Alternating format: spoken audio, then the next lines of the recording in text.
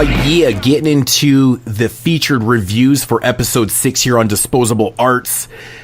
First up, being released probably today when this podcast is dropping. I think this is release date. Meyhem, Loren, and DJ MUGGS, Gems from the Equinox. Yeah. So, impressions of Meyhem, Loren, and DJ MUGGS, man. I think this one was like a long awaited record. I mean, this one got announced a long time ago, didn't it? It's been...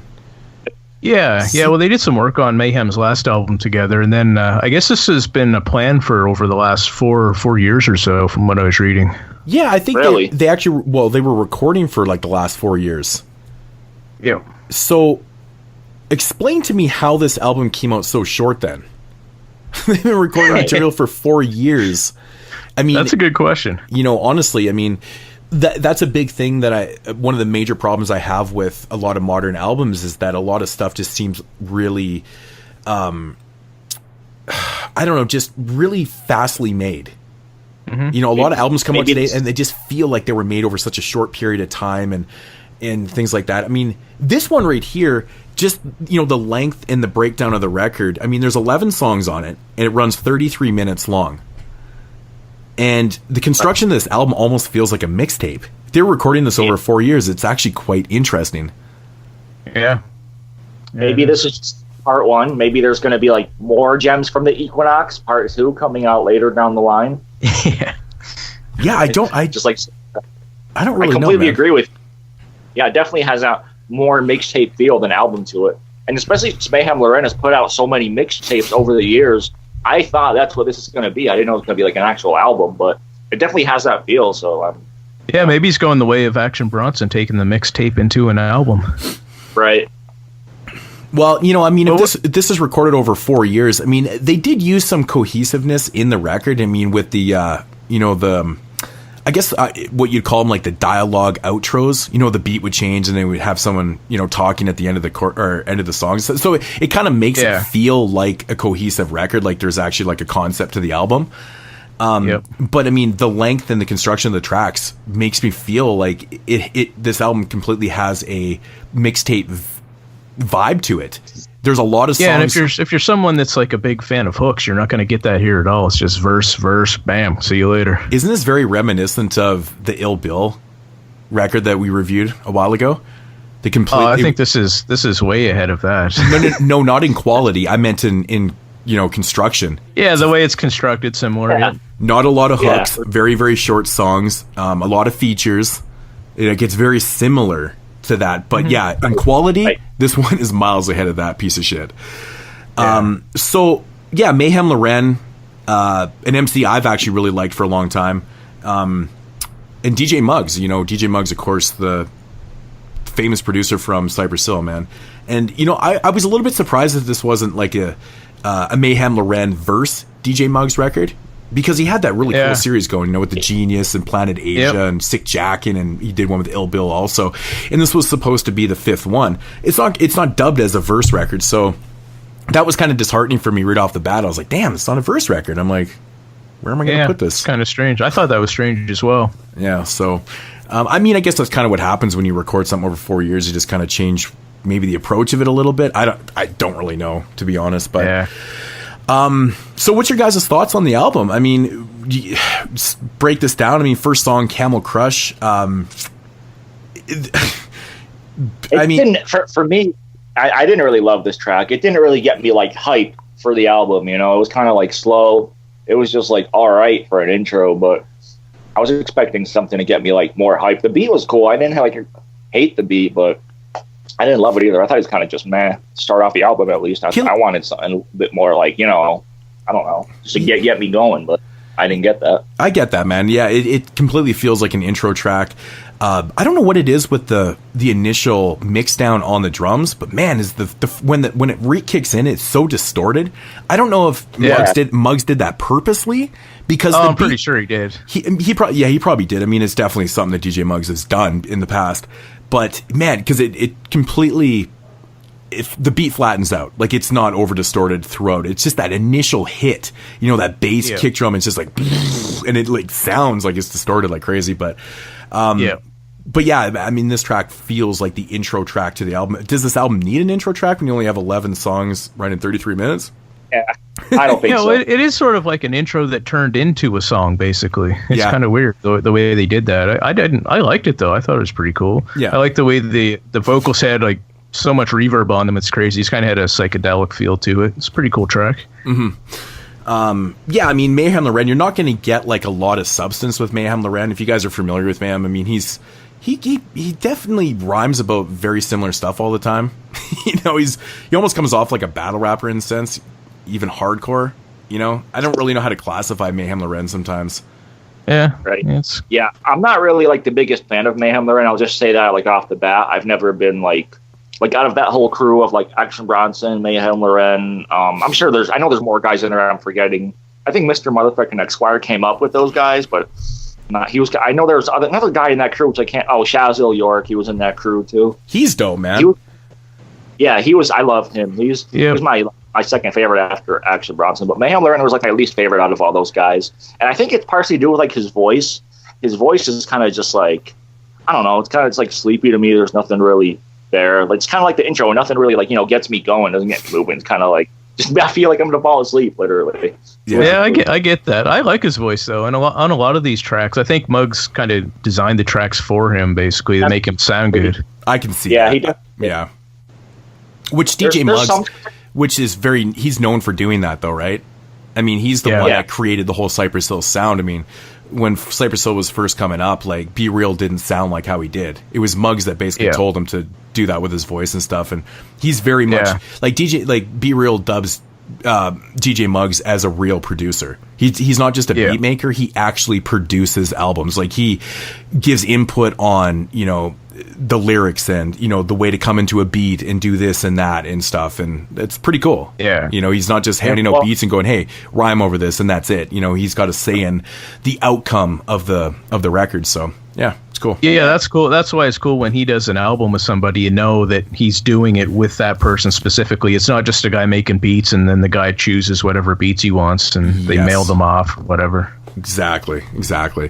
Then we get into the first single of the album, which is Street Religion, featuring Rock Marciano, which is a very familiar name around this podcast.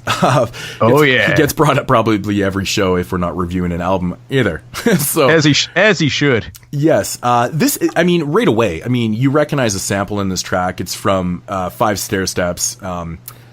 Outkast also used this on Two Dope Boys in a Cadillac. Yeah, man. Like, I mean, this song, I love the sample. It just, like, right away, man, I was like, wow, that's, you know, Outkast kind of made that sample famous. Yeah. It's been used before. It's not overly that original. I was actually quite surprised to see this as the first single, as something so recognizable, but I like the track. I think it's pretty cool, man. I think the construction of the song was actually quite interesting, too, because Meyhem raps the first verse and then Rock Marciano does, I think, the last two. Like, yeah, there's like a little break and then Rock picks it back up. It's kind of interesting the way they did that. How often do you see that in an arrangement for a song where a dude raps a verse and then the guest person does kind of 2 verses at the end of the track? Yeah. The whole construction of every song basically is something you don't really see that often. Yeah, I know. It's a lot I mean, there's only maybe 1 or 2 hooks on the whole record. Yeah, if that, and one of them actually plays out like another verse inside the chorus. Like the chorus kind of plays out like another verse. It's weird. We'll get to that, but I don't know. I think this track's dope, man. Rock sounds really good on a beat like this. I thought he sounded fresh. I thought, you know, Meyhem sounded like, you know, he wasn't like overly aggressive, but it just fit. This was a good song. You know, I was really kind of surprised because, like I said, when I first heard the sample, I was like, I don't know. But then I listened, I was like, oh, that's pretty cool. So, yeah, I enjoyed the shit out of that, man. I'll take that 2-to-1 ratio anytime. So. Yeah. I thought these guys sounded great together, though, on this track, man. I don't know. I definitely like Mayhem's voice better than you, so I can see why. was some tracks where he, mainly the ones with the features, where he sounded a lot better than just his solo tracks. I will say that for sure, which there weren't a lot of. There was a decent amount of features on this, so I was all right with it. But getting back to the question earlier, if you want to listen to a good chill song, I would say this is a good one to listen to. Yeah, man. Yep. I agree with that. Then we get into track 3 called Shea Stadium, which of course is where the Mets play. Represent New York, featuring AB, which is Action Bronson. Yeah, man, it's just it's a very short track. 2 verses, Mayhem, Loren, and then Action Bronson comes in, no chorus. It has that mixtape vibe too, doesn't it? This track, yeah, it does. I thought the beat was pretty cool. Again, I don't want to keep repeating it, but I think most of the beats on the record are actually pretty good. They're pretty solid. Yeah, this one was kind of cool because it had kind of like that signature MUGGS like squealing sound loop type of beat. Yeah, exactly. Yeah. But I thought Mayhem killed this beat, but I thought Action Bronson just didn't sound comfortable on it. He just didn't sound like he was in the pocket on this one for some reason. Yeah, I know exactly what you mean by that. Actually, I have it noted on another song where I thought Action didn't sound overly the greatest on, to be honest. But yeah, this one I get where you're coming from on that one. So I totally agree. My note that I wrote on here was just a decent verse from Action Bronson. That's all I had for a note. Yeah. Track 4. This is called Hashioning with Conway. And, I learned something about watching that cypher with Conway. I didn't know much about his personal history and things like that. But right away I was like, why is he rapping with his mouth pushed off to one side? And like right after I thought that to myself, he explained in the rap why he was rapping like that. He's like, man, I got shot in the head and it paralyzed half my face. I'm like, oh my God, that totally makes sense now. Because I always thought that his voice sounded different, right? I could never figure it out because I'd never seen him rap before. I'd only heard him, right? But then seeing him on TV, I was like, or on the boob tube there, or on the YouTube, seeing him physically, and I was like, oh, that's crazy, So. Yeah. But this is a fucking total DJ MUGGS beat. This one right here, man, is like so DJ MUGGS. I absolutely love this beat.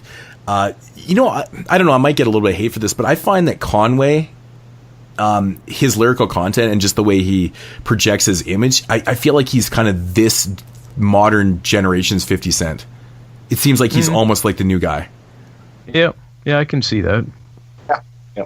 And just remember, Gangster Smile. They have fun. So that's right. Dude, I have that written down. Gangster Smile, man. Yeah, I thought that was pretty funny when you did that. Again, another just straight up verse song, no chorus, with the dialogue outro. And the cool thing about this album that makes it cohesive is that all these outros with the dialogue, it has the same beat. It never changes.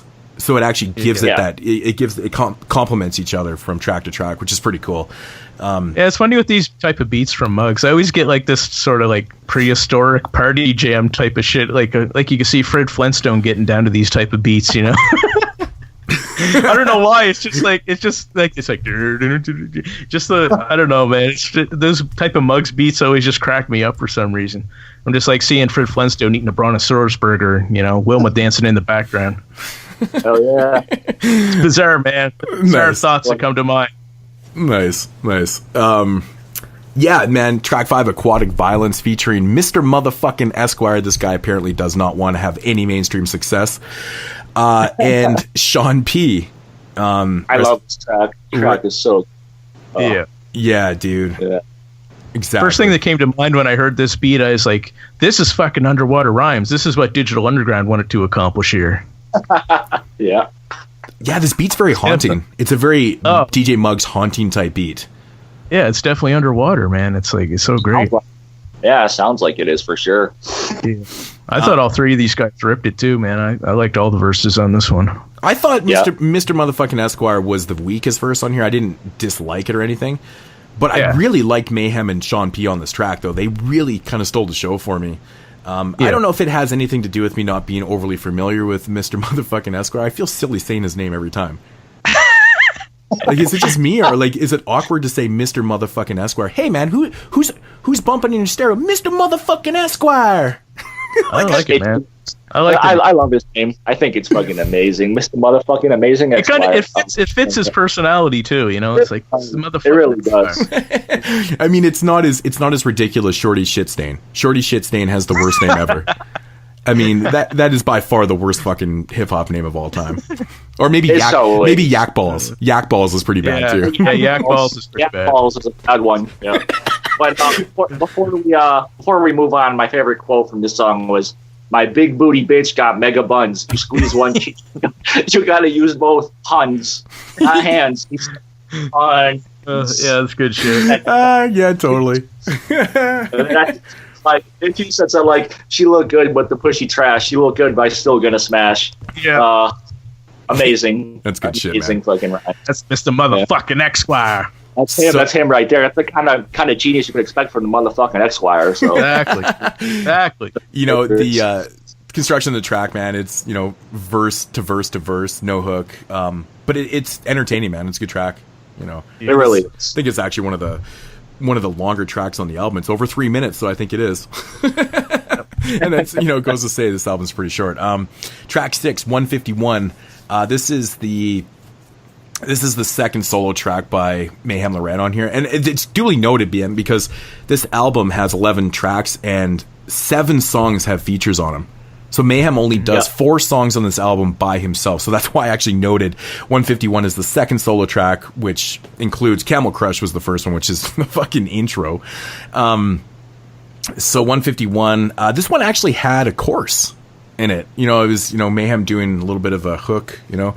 This song feels gritty to me, man. Feels really, really gritty. Yeah. And it kind of, I don't know, man, again, kind of feels like, I don't know, it feels like really good mixtape stuff. You know, I actually wanted more from it. It's so short.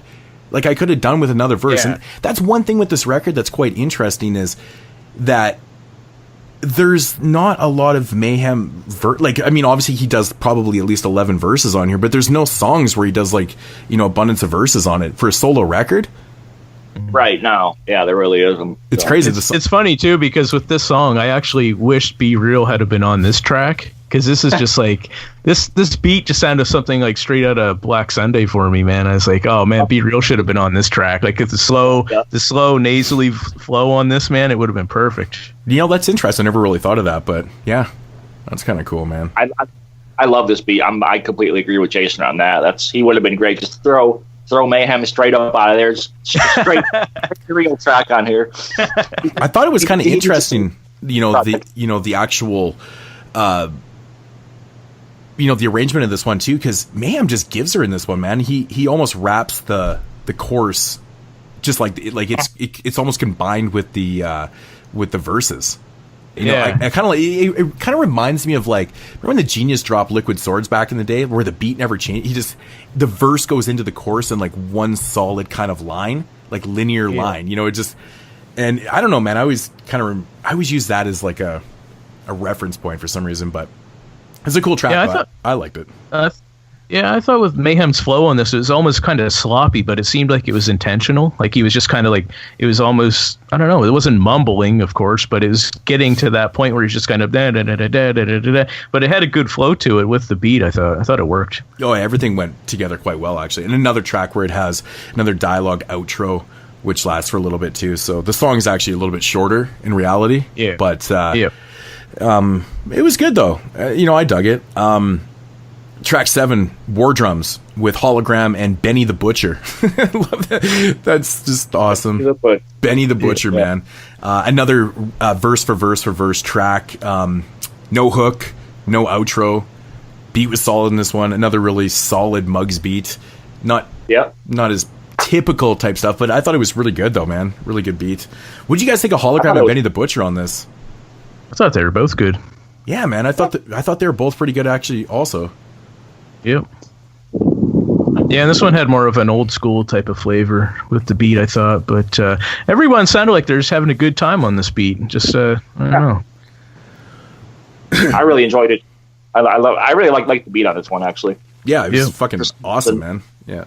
Yeah, it was a little bit different than like the usual. I definitely wouldn't expect it to be like the usual MUGGS beat, I guess. It didn't have a lot of signature MUGGS stuff in there. It just felt old school. I agree with that. It felt older, and which is a lot of the stuff on this record actually is like older samples, a lot of like 60s and 70s stuff, a lot of like piano, keyboard kind of stuff. So yeah, I'm not surprised. I would like to find the sample list for this. I mean, that's the thing with a lot of modern records. Like they sample so much stuff. I don't think any of these guys are clearing any of this shit either.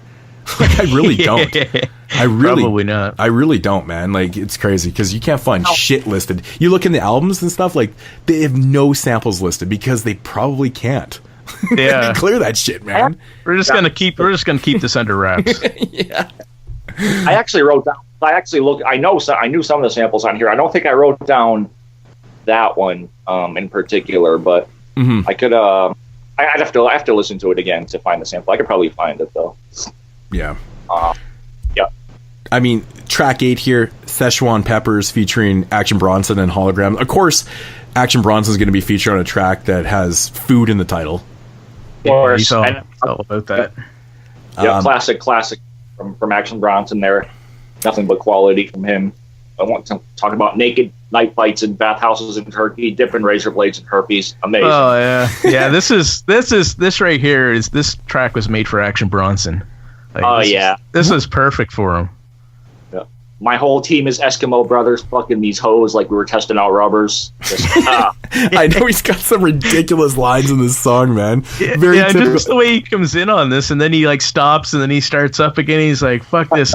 I'm owning this shit right here, boys. This is my track." Yeah, he takes a break and then comes back and like kills it again. I'm like, I love you, Action Bronson, amazing. Yeah, this is the track he redeemed himself from the previous track, like definitely for me. Yeah, I felt it was very odd the way they, MUGGS kind of faded out Meyhem Loren's third verse in this, or the last verse in this track.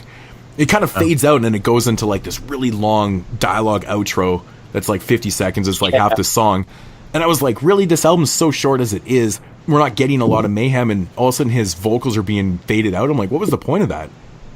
Yeah. I was kind of lost on that a little bit. I was like, that's really fucking strange to me. Maybe there was something wrong with the recording after, and he's like, well, if I just fade this out, it'll come across fucking very natural. Like, I don't know, man. That was very strange to me. But all in all, good song, though. I like it. Yeah, I like the song a lot. Cool. Yeah, it's more like a new style beat too. It's like doesn't have an old school type of feel to me. Yeah, very very modern DJ MUGGS for sure. Yeah. So, Red Rum, track number 9. This is the third Meyhem Loren solo track on here. Now this track I felt very old school feeling, and I think Meyhem killed this song too, man. It's has a little bit of a hook. 3 kind of quick verses. This is like another really short track. I don't know how the fuck you've ripped such short. 2:21, man. It's a fucking short song, but I loved it, man. I thought this one banged like shit, man. And it just had that appeal to it, man. Old school beat, no gimmicks, no bullshit, just giver.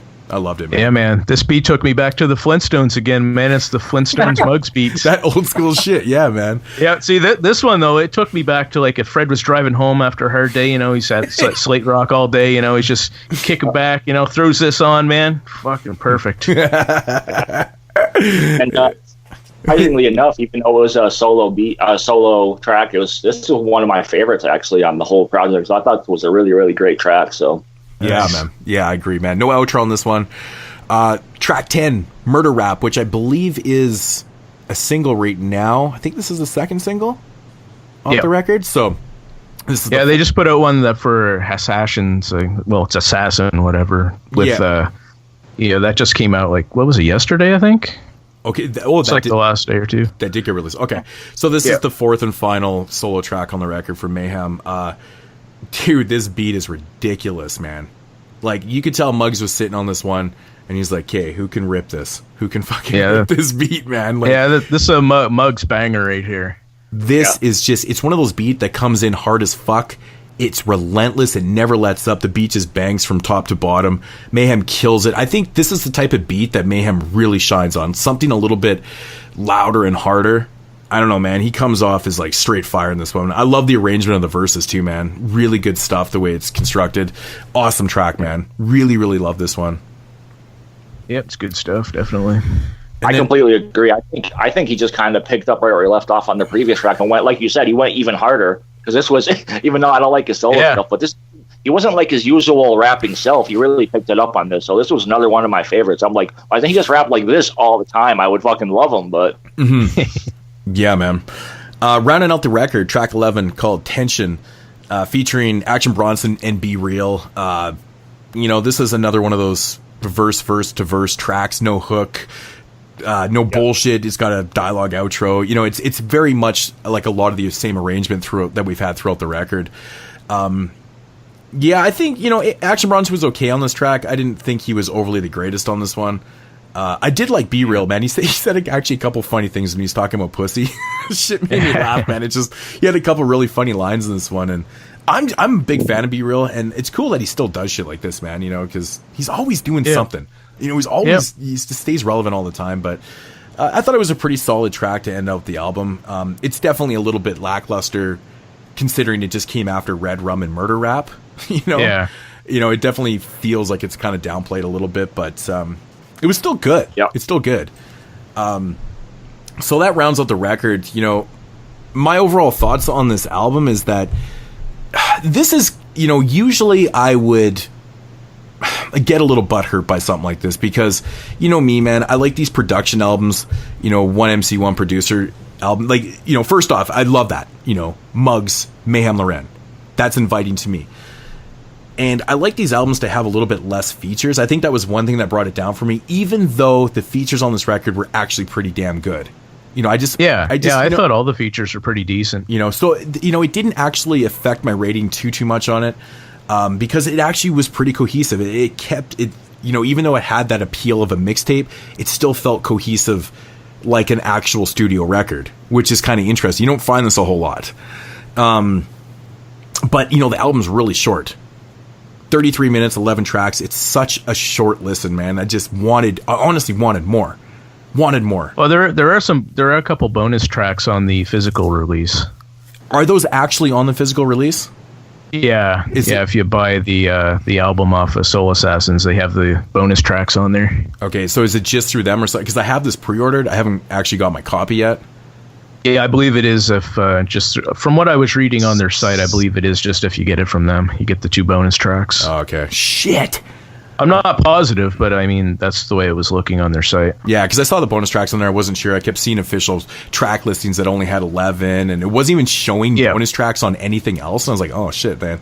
So, I mean, it's happened before where you get the music to a record and it's like not the actual album. You're like, oh, shit. Yeah. So, but anyways, I liked it, though. I even, honestly, I found entertainment. I got entertainment out of the outros.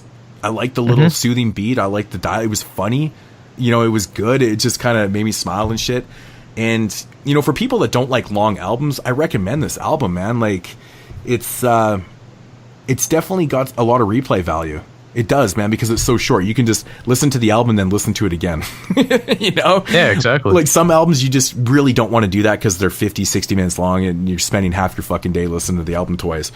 Good shit, though, man. I'm going to come in at a 7 out of 10 on this one. Nice. Yeah, I'm in the same ballpark as you. I think I'm the biggest fan of Meyhem out of the three of us. I've always liked his stuff. I actually like him more than Action Bronson on most stuff. But as far as a rating goes, I'm going with a 7.5. Solid beats, good rhymes, good features. I had a good time with this album. Listened to it several times. Yeah, good shit. I'm obviously, like I said, I'm not the biggest fan of Meyhem Loren, but luckily he wasn't terrible on this for me. His solo tracks were pretty decent, and the features really helped it out a lot. And plus, it was short, so that helped too. So, like I said, I can't really. I don't know. I'm not going to recommend it, but obviously those guys, are bigger fans and they recommend it. So go check it out. I'm probably going to give it like a. I didn't even rate this one yet. I guess like a 6. I guess I give it like 6.5. Didn't love it, but it was decent. So. It's funny because when we were talking about this record, I kind of figured your guys' ratings were going to be exactly like that. It's weird. Yeah. I figured Jay would be a little bit higher, you'd be a little bit lower than me. That's interesting. So, well, I mean, the Rock Marciano feature alone gets me that extra 0.5 on there. All right, so 3 tracks. For myself here, number 3, got to go with Street Religion. Number 2, Red Rum, number 1 murder rap. Top 3 tracks for myself. Nice. Yeah, I went with Street Religion, of course. Actually went with 151 and Szechuan Peppercorns. Oh shit! You didn't have murder rap or Red Rum? Wow. Nope. Wow. Oh, this guy's got to be so damn different. I prefer the Meyhem slow flow. Come on. Yeah, I thought murder rap was just fucking highlight. But, I liked it as well. It's definitely nothing wrong with it. Oh yeah, I mean, there's not any misses on this record. I mean, anything you's recommendable. Yeah. Tom, what'd you have? So I also went with Street Religion, except I went with Aquatic Violence because I missed the motherfucking Esquire. Yeah. That's first on the record. And then I went with Red Rum as well. So I could probably switch that up, Red Rum or Murder Rap. They're both dope, but Red Rum was my favorite.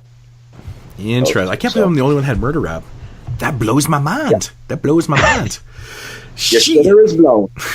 My shitter just got blown out again.